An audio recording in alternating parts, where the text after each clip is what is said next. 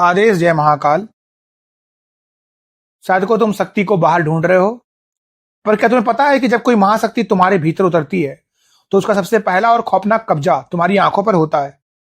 शास्त्र कहते हैं कि आंखें आत्मा का द्वार है और अघोर तंत्र कहता है कि आंखें वो शस्त्र है जिससे ब्रह्मांड को झुकाया जा सकता है।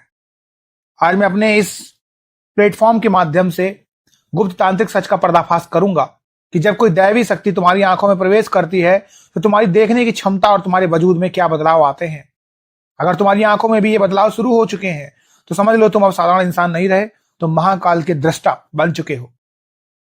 देखो, आंखों में उतरने वाली ये ऊर्जा इतनी प्रचंड होती है कि अगर गुरु का सुरक्षा कवच ना हो तो इंसान अपनी आंखों की रोशनी तक गवा सकता है या विक्षिप्त हो सकता है। शक्ति को संभालना उसे पाने से ज्यादा कठिन है। अगर तुम्हारी आंखों में भी अजीब खिंचाव, तेज जलन या रोशनी के गोले दिखते हैं तो बिना डरे नीचे कमेंट में लिखो।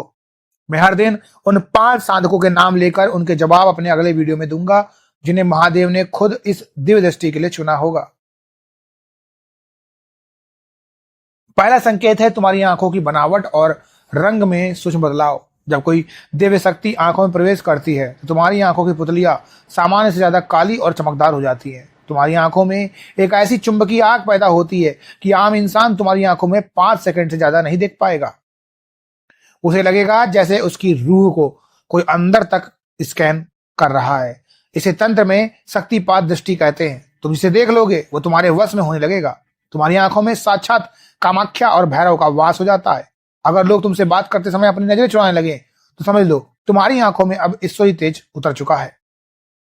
दूसरा संकेत है स्थूल जगत का धुंधला होना और सूक्ष्म जगत का प्रकट होना। जब शक्ति आंखों में प्रवेश करती है तो तुम्हें इंसानों के चेहरे नहीं बल्कि उनके चारों ओर नाचती हुई ऊर्जा, जिसे हम ऑरा कहते हैं, दिखने लगेगा। तुम्हें अचानक हवा में तैरते हुए प्रकाश की कण आकृतियां और काले साए दिखने लगेंगे। तुम्हें बंद आंखों से भी कमरे का कोना साफ साफ दिखने लगेगा। अघोर शास्त्र कहता है कि तुम्हारी दिव्य चक्षु, जिसे हम थर्ड आई कहते हैं, खुलने की पहली सीढ़ी है।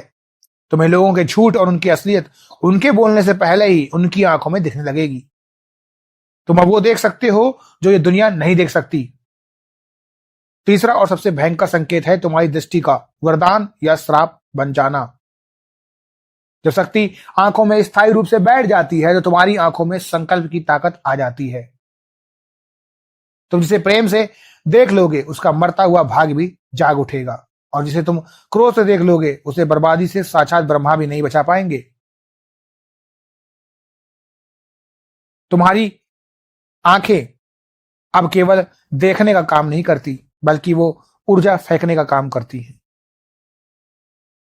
अगर तुम त्राटक बिना पलक झपकाए देखना घंटों तक कर पा रहे हो तो तुम्हारी आंखों से पानी नहीं बल्कि ठंडी आग निकल रही है।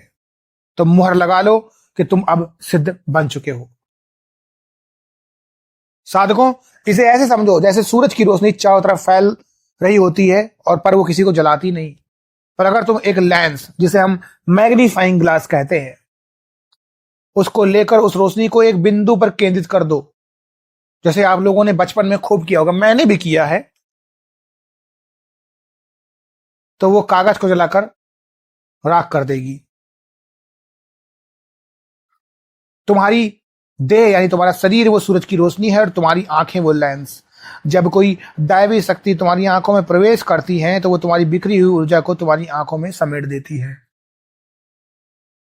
अब तुम्हारी नजर साधारण नहीं रही, वो लेजर बीम बन चुकी है। जैसे भूखे को रोटी का एहसास दूर से हो जाता है, वैसे एक सिद्ध तांत्रिक को अपनी आंखों की तपन से पता चल जाता है कि उसके भीतर कौन सी शक्ति खेल रही है।